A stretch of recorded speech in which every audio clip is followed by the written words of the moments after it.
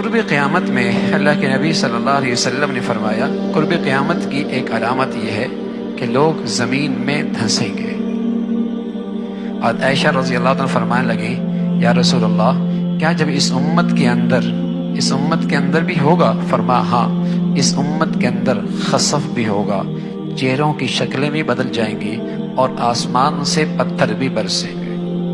پہلی امتوں میں تو یہ تھا کہ پوری امت اس عذاب میں شریک تھی، لیکن اس امت میں پوری امت پہ نہیں ہوگا، انفرادی علاقے، محفلیں، بعض جگہیں، بعض مقامات زمین میں دھنس جائیں گے، شکلیں ان کی مسخ ہو جائیں گی اور آسمان سے پتھر ہوں گے۔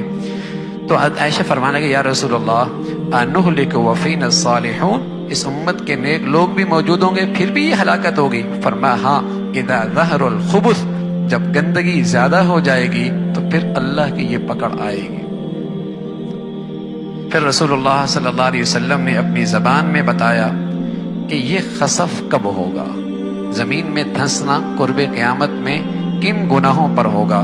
تو فرمایا المجاہرہ بالغناء والرفث، جب ناچ گانا کھلے عام ہونے لگ جائے، جب ناچ گانا کھلے عام ہو جائے گا، والمغازف، اور آلات موسیقی کھلے عام ہو جائیں گے، وشرب الخمور، اور شرابیں کھلے عام پی جائیں گی۔ عمران ابن حسین فرمانے لگے رضی اللہ تعالیٰ عنہ رسول اللہ صلی اللہ علیہ وسلم نے فرمایا فی هذه الامہ خسف ومسخ وقذف، اس امت کے اندر بھی زمین میں دھنسنا ہوگا، شکلوں کا مسخ ہونا ہوگا، آسمان سے پتھروں کا بارش ہوگی، لیکن کب یا رسول اللہ؟ مسلمانوں میں ہوگا۔ آپ نے فرمایا ومتى ذلك، اس کے علاوہ کون اور اس کے علاوہ کس پر؟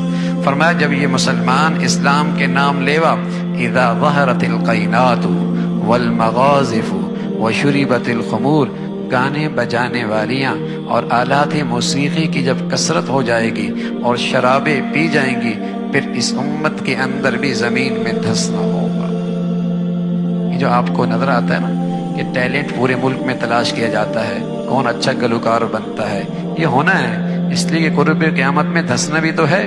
جب تک یہ ٹیلنٹ تلاش نہیں ہوگا اس وقت تک یہ عام کیسے ہوگا؟ ٹیلنٹ تلاش کیا جاتا ہے نا، اور دانشگاہوں کے اندر، تعلیمی گاہوں کے اندر بھی کلاسز دی جاتی ہیں۔ اس نسل کو اب اسی کی ضرورت رہ گئی ہے، ناچتا کہتا ہے، گاتا کیسا ہے۔ پہلے میں اپنے بچوں کو اللہ کا نام سکھاتی تھی، اور جب وہ گنگناتا ہے تو کہتے ہیں بچے میں ٹیلنٹ بہت ہے۔ جب وہ گنگناتا ہے اماں کے سامنے ناچتا ہے، ٹیلنٹ بہت ہے۔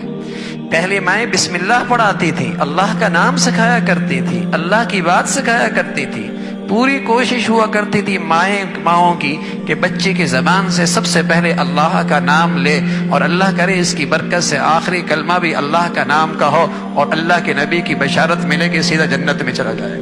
لیکن اب کیا ہے؟ مائیں بچوں کو جب سینے سے لگاتی، چھاتی سے لگاتی تو ان کی تربیت کرتی تھی، حسبی ربی جل اللہ ما فی قلبی غیر اللہ نور محمد صلی اللہ لا الہ الا اللہ لا الہ الا اللہ، دودھ پلا رہی ہوتی اور ان کے کانوں پہ ہاتھ رکھ کے انہیں یوں لوریاں دے رہی ہوتی، اور ان کے زبان سے یہ الفاظ ہوتے تھے تاکہ بچے کے دل کی دنیا میں یہ چیزیں نقش ہو جائیں، اور جب وہ زبان کھولے تو اللہ کا نام لے، زبان کھولے تو اللہ کا نام لے، اللہ کا نام لے۔ اور آج میرے عزیزو ابھی اس کی 2.5 سال کی عمر نہیں ہے، 3 سال کی عمر میں آپ نے تعلیمی ادارے میں بھیج دیا، وہاں اسے موسیقی کی کلاس سکھائی جا رہی ہے۔ کیسی بدنصیبی ہے، عقل پر ماتم کیجئے، لاکھوں روپے بھی دیجئے اور اپنی اولادوں کو بھی ان کے حوالے کیجئے، ہاں لاکھوں روپے بھی دیجئے اور اپنی نسل کو، اپنی اولادوں کو بھی برباد کیجئے، پیسہ بھی دیجئے اور اس اولاد کو اپنے لیے وبال بھی بنائیے۔ کیا دولت تھی اولاد جو مسلمانوں کے لیے صدقہ جاریہ تھی، اور بہترین زندگی کی صلاحیتیں اس کے اندر پیدا کرنے کا موقع تھا۔ کیا بڑی دولت تھی کہ مسلمان اس میں سرمایہ کاری کرتا، اپنے وسائل لگاتا، اپنی صلاحیتیں لگاتا، اپنی توجہ دیتا، تاکہ اس سرمایہ کاری سے ایسی چیز بنے کہ کھربوں سال کی زندگی میں اس کے لیے صدقہ جاریہ بنے، اور دنیا کے چند ٹکوں کی خاطر اس کی آخرت بھی برباد کرتا ہے اور اپنی بھی آخرت برباد کرتا ہے، اپنی بھی آخرت برباد کرتا ہے۔ تو رسول اللہ صلی اللہ علیہ وسلم نے فرمایا اس امت میں خسف ہوگا جب آلات موسیقی اور گانا بجانا اور ناچنا عام ہو جائے۔ شریف گھرانوں کی عورتیں، ہاں شریف گھرانوں کی شادیاں، وہاں بھی اسٹیج اب سجتا ہے، جہاں ان کی نسلوں میں کبھی تصور بھی نہیں تھا کہ ان کی شادیوں کے اندر بھی اسٹیج پہ یہ سب کچھ ہوگا، لیکن ہو رہا، یہ سب کچھ ہو رہا ہے اور آگے بڑھتا چلا جا رہا ہے۔ تو ہاں ہوگا، اس لیے کہ کبر قیامت میں زمین میں دھسنا بھی تو ہے، مرنا بھی تو ہے، ہاں یہ قیامت کی شکل بھی پوری تو ہونی ہے۔ اللہ رب العزت ہمیں، ہماری نسلوں کو، ہماری اولادوں کو ان فتنوں سے اور ان گندگیوں سے ہمیشہ محفوظ فرمائے، اور اللہ اپنی ناراضگی سے، غضب سے ہمیشہ محفوظ فرمائے۔